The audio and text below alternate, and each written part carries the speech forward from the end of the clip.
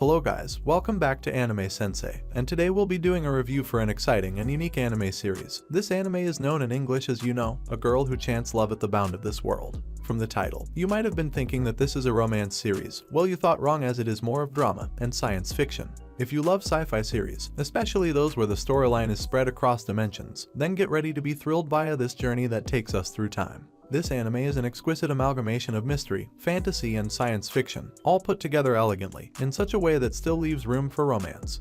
So it's safe to say that the title wasn't completely misleading. This anime aired in 2019, and it had a run of 26 episodes. The anime by Studio Feel is an adaptation of the classic visual novel, which was written by Hiroyuki Kanno, and it quickly became a classic upon its release in 1996, eventually setting the tone for works to come within the same genre of science fiction. Several experts have highlighted the influence of this light novel on subsequent anime releases such as 𝐒𝐡𝐚𝐧𝐬𝐭, Higurashi, and the Fate series. The light novel was ahead of its time, however, with the anime coming out in 2019. Same cannot be said for the anime adaptation, which is a good series in itself, but according to many, didn't do justice to the source material. So this is one of those cases where the source material is more loved than the anime adaptation. This anime follows the life of Takuya Arima. The young boy is a son of a historian who has recently disappeared. His father had conducted several researches before his disappearance, leading to theories that this could be the reason for his sudden absence. The secondary school kid named Takuya ends up getting some confusing packages from his dad. In one of these packages, he sees a letter containing information about the existence of numerous parallel worlds. These packages keep coming throughout the summer mid-year break, and while this kid doesn't take this information serious at the start, he soon begins to realize that there are things beyond him. After some time, he finds out that his dad had sent him a device that will allow him access to various dimensions, traveling to parallel universes. With the idea that his dad, who mysteriously vanished, is still alive, Takuya Arima has to rely on the information he knows so far, and the gadget that allows him move across alternate dimensions to go on this journey to seek out his father. Kozo Ryuzoji is the principal of his school, and the man tries to steal the reflector device from him, but he manages to escape.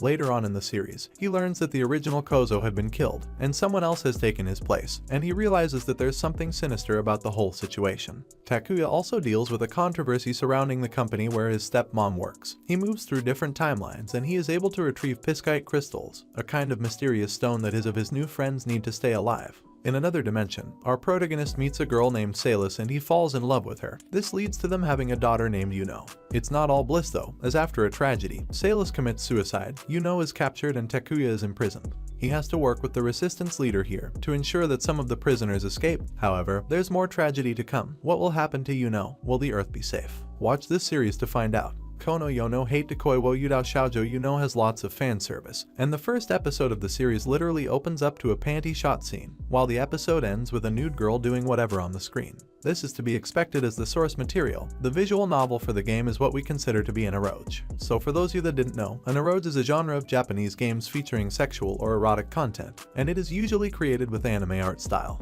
If you're a man of culture, it won't be surprising to you that this visual novel previously had an hentai anime adaptation before this 2019 anime adaptation by Studio Feel. Like lots of other visual novel adaptations, our main character is quirky and revels in making perverted jokes, and from the beginning, it gives you an idea that a harem is brewing. This anime does a good job of building up the relationship of the characters such as Takuya and his stepmom, Ayumi. Right from the second episode, where he discovers the function of the device that his father gifted him, he tries to use it to save his stepmother from the thugs that are hounding her. This show is what you will call a slow burner, and for someone who hasn't read the visual novel, you'll need to give it a few episodes before you get hooked on it. The anime's plot is a bit conflicting, as the first half of the 26-episode series is purely a big sci-fi mystery, whereas the second half quickly slips into a massive fantasy isekai. And for the love of isekai, I dare say that this is quite enjoyable. But the problem here is that it is very visible that the ending was rushed, as the story at that point wasn't quite developed. Overall, it is a lovely show, especially with bulk of the series being very good, until the final arc that is generally regarded as a letdown.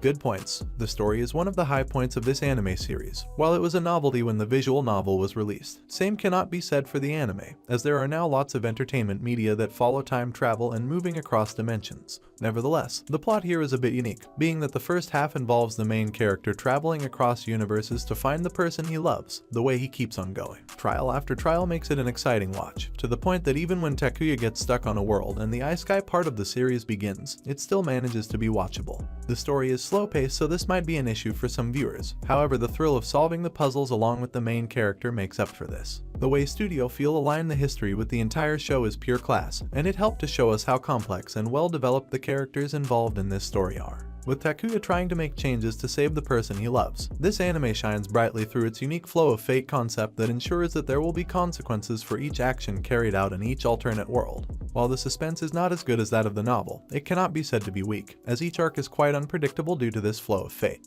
The animation for this series is great, and in terms of this alone, it could be said to be one of Studio Feel's better works. The animation helps to keep the audience glued to the screen, portraying scenes just as they should be, with all the needed emotions on display. Another great part of this series is the characters. They are unique, each person quite different from the other. The characters can also be said to be reasonable, as they make logical decisions except in cases where the protagonist, for example, has to act his age, taking some decisions that can be said to have been due to inexperience. The girls in this show can be described as hot, and the fan service that follows is well executed. Who doesn't like a good fan service? Bad points. Apart from the fact that the second half of the show is a major letdown, the art style also doesn't do justice to this body of work. The geeky and bubbly art style will be a perfect fit for several other series, but with this series that focuses on serious themes and a dark tone, it brings a bit of immaturity to the show, and so this could have been done better. The soundtracks weren't great or compelling either. It won a view searching YouTube for the titles due to the slow and bland nature of some of the songs used. The fact that they didn't use the popular OST from the video game is also a big disappointment, as that could have spurred on the fanbase, with elements of nostalgia. The original visual novel excels in its use of suspense, and this is one area where the anime is inferior, and it is quite clear that this anime would have done better with a few more episodes, to help flesh out the last arc. While the characters are enjoyable, the voice acting could have been better. There is a feeling that the voice actors used for the younger characters are too old, and they couldn't properly portray these characters. Overall, A Girl Who Chants Love at the Bound of This World is a good anime, but certainly not a legendary one. If you're not a fan of time travels or moving across universes, then your time would be better served watching something else. If you've got an interest in this series, then we will recommend that you read the visual note or even play the game, as it will provide more of an immersive experience than the anime. It's not all bad though, however it could have been better. At Anime Sensei, we rate this a 6.5 out of 10. And that's it guys, we've come to the end of this video. Do well to like and subscribe to never miss an upload, and to ensure that you're notified when we drop more reviews of your favorite series. Got a problem to speak out. I'm a cowboy and let's be by. Put stand skate at the treetop. Berserk what I'm keeping on rewatch. Hunter, I freak out. When I'm in my room, you should keep out. I'm a ghost in the shell. Push you through hell like gun grave. That's a story to tell of you.